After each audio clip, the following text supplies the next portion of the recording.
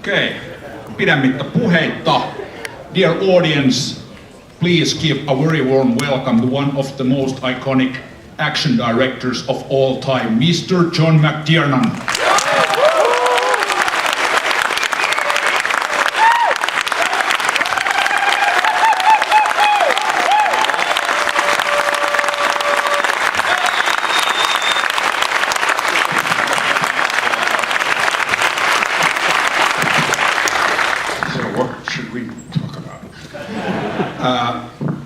This is a project that was circulating a long time based on the book Nothing Lasts Forever, and I understand it took you a while to get interested in the script and in the story. Die Hard. Oops. Could have started talking about the wrong movie. Well, yes, it was originally all about terrorists. And funny, I don't really like terrorists. I don't think they're entertaining. Yes, they sent it to me about 4 times. And I kept saying, please, I really don't want to do this. And finally I said, okay, look, let's talk about this. And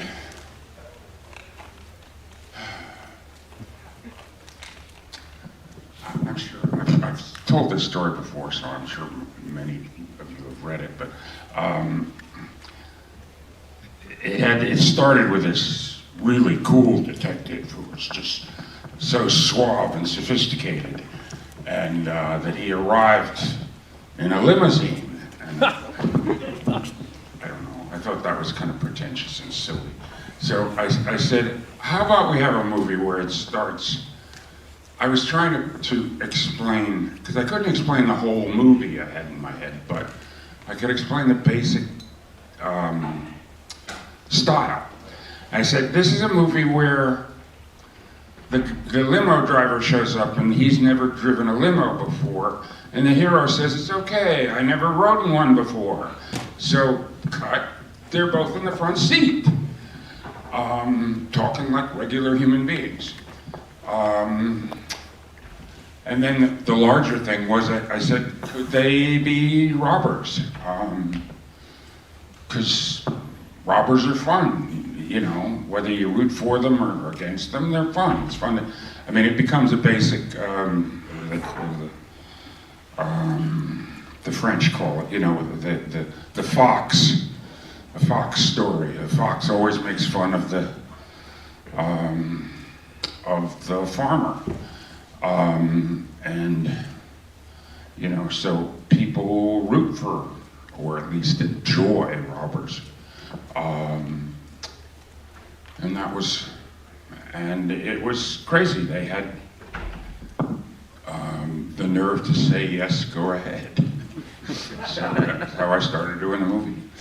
You mentioned the everyday type of human being character that John McClane ended up being, and that was very sort of even disruptive considering how action films were done prior to this, how action stars were. There were this pumped up bodybuilder, superhuman type of individuals, and there you have an average Joe doing the action, which makes it a lot more relatable. Was that something that was in your mind throughout the whole thing after you got rid of the slick detective, that you want to bring in a very normal guy and put him in the center of the action?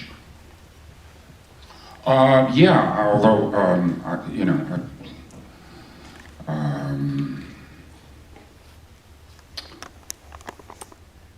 I mean, I wasn't responsible for finding Bruce.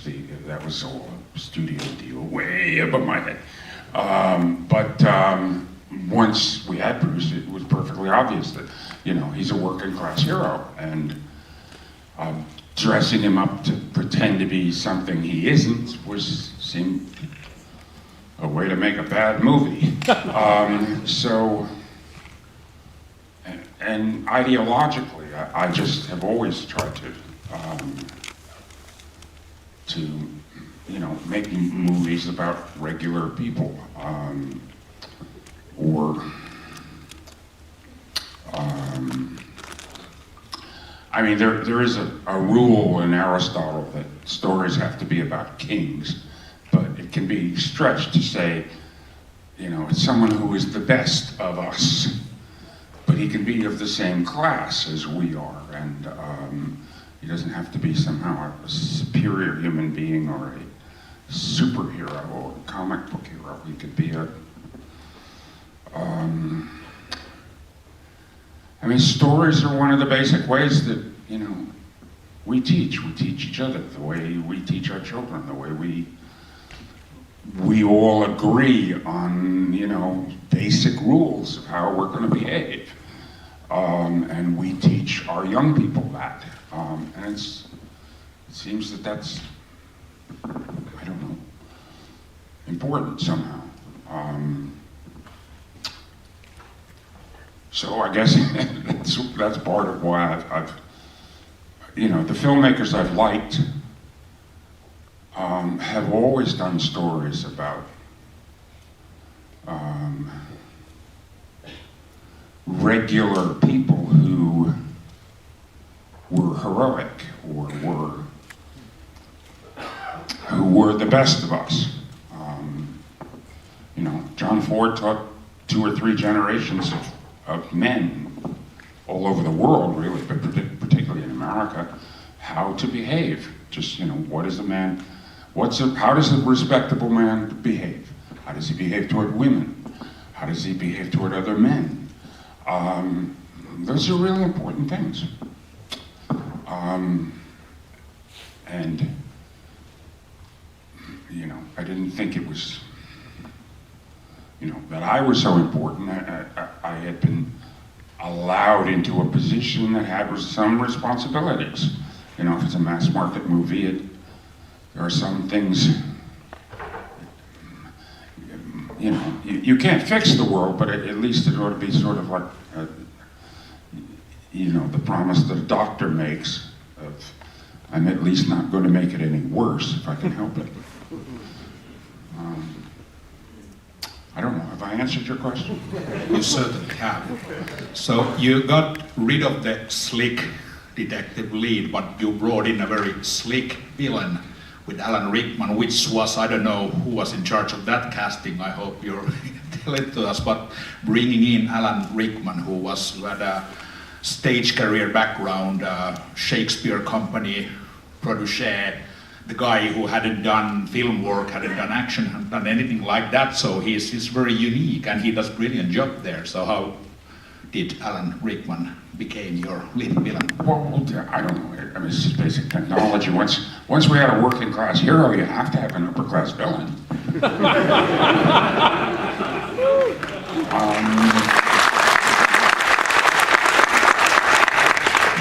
But he's I mean, sophisticated I didn't also. find, yes, I didn't, he had just done a play in London called Liaison Dangereuse.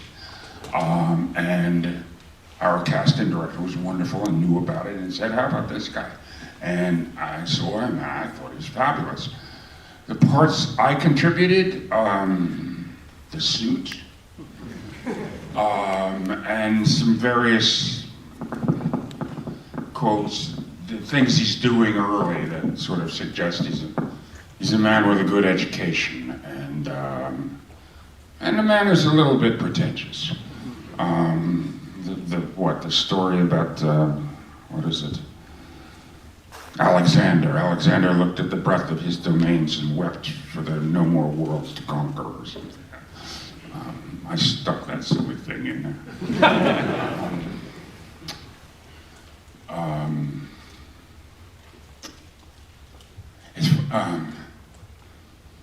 Alan was an odd man. He was so good at playing villains that he was terrified that anyone would think he was actually like that. So when he wasn't on, or when he was a regular guy, he insisted on acting almost like a teddy bear. He was the sweetest, gentlest. He was like going overboard to be so sweet and so gentle. It was kind of a funny thing about him.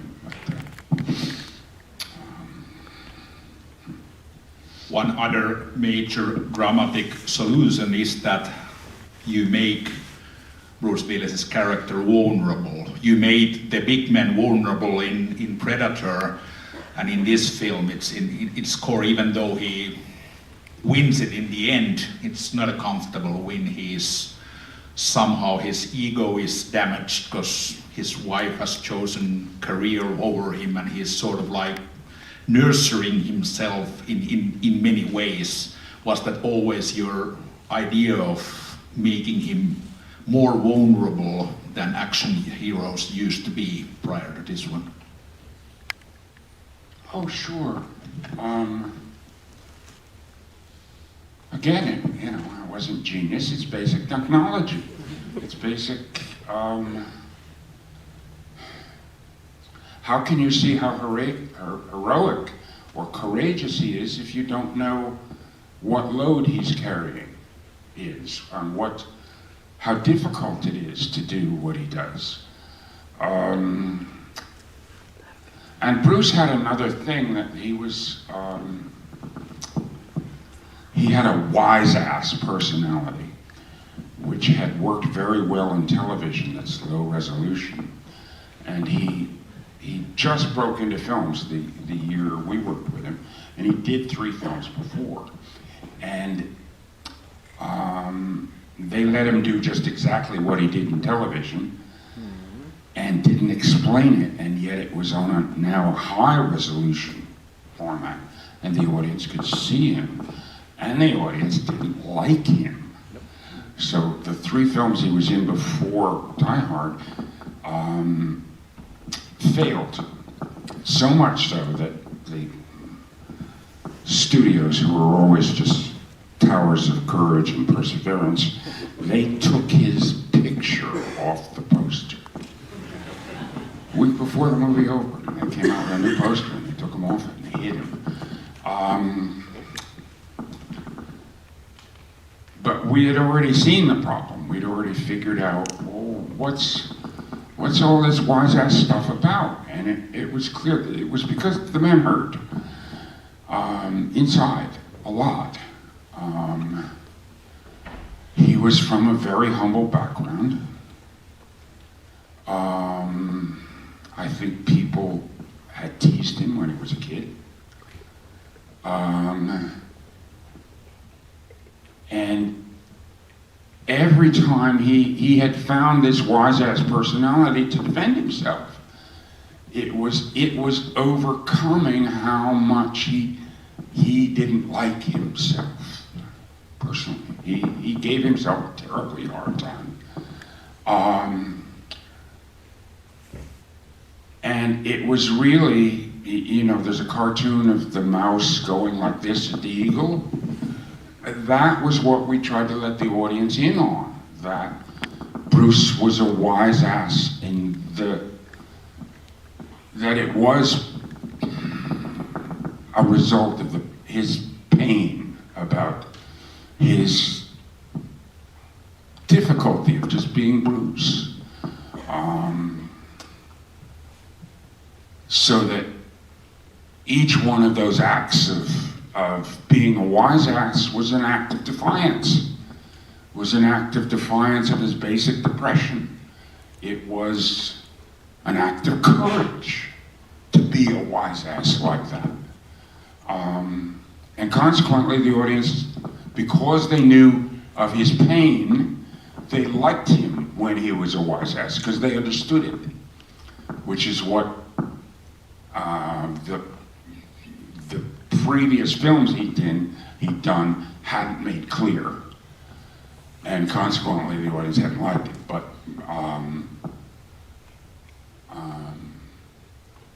Bruce himself was, a walking contradiction. He was a man in pain who was denying the pain.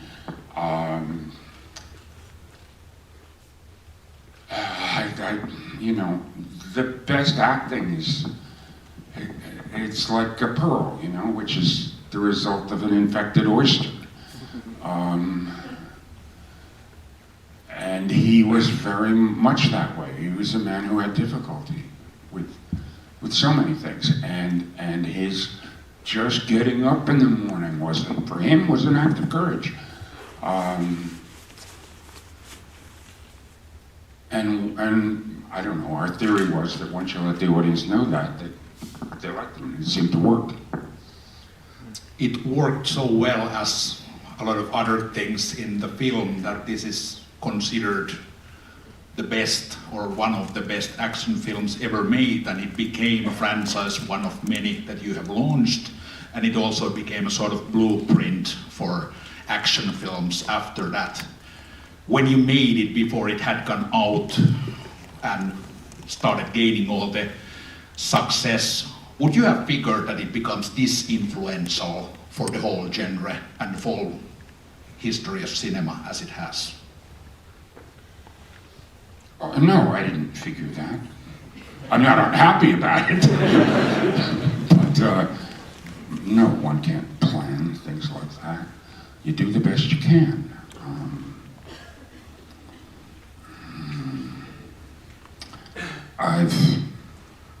In each of the projects I've worked on, I've done the best I could.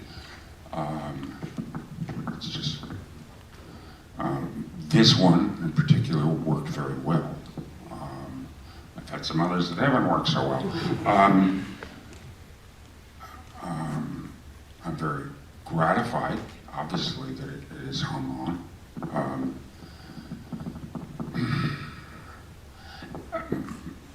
Yes, there are people who copied it, and well, I mean, look, that's just flattery. It's not something that I'm upset about.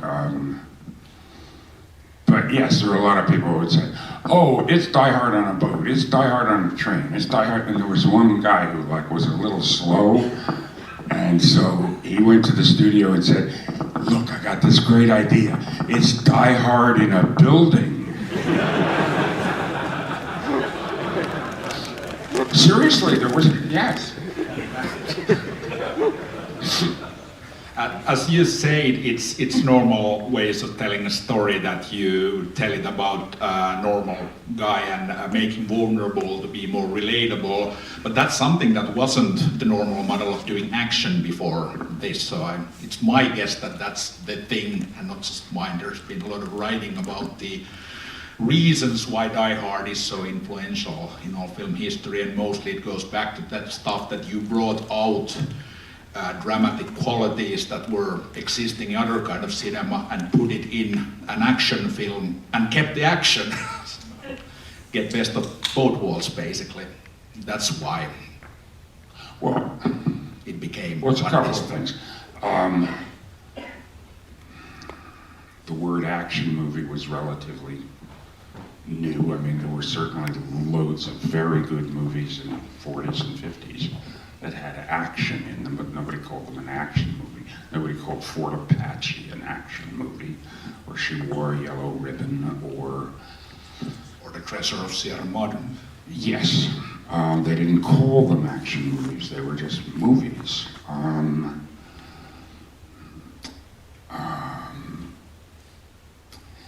There are, there's a sort of genre of men's books that are really dumb, and there are people who imitate that sort of, make movies like that are really dumb. And those are action movies, and they have blank cardboard cutout heroes, and I don't know, they're silly. I was just trying to make a real movie. Also, I don't know, one thing that was sort of different was that, and I just got it from the Europeans, but I shot the action myself. The Hollywood way of doing it was the director would just do the stuff with the dialogue, and the action would be done by this second unit director who was a glorified, not even glorified, he was a stuntman. And when I started on Predator, the first couple of weeks, they didn't let me shoot any of the action. The stuntman guy was going to shoot it. And I finally said, "Look, can I shoot some of this? I mean, Jesus." And they thought the only thing the director was supposed to do was the talking part. And I thought that what people physically do was just as important as what they say. And that should be done with some sense of style and that it should fit in as a piece.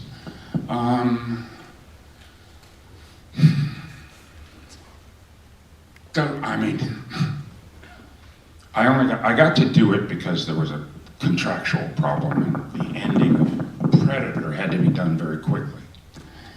And the studio didn't know what to do, blah, blah, blah, blah, blah. So I came up with a new ending, and it's 15 minutes of action, and there's no words spoken, all that thing.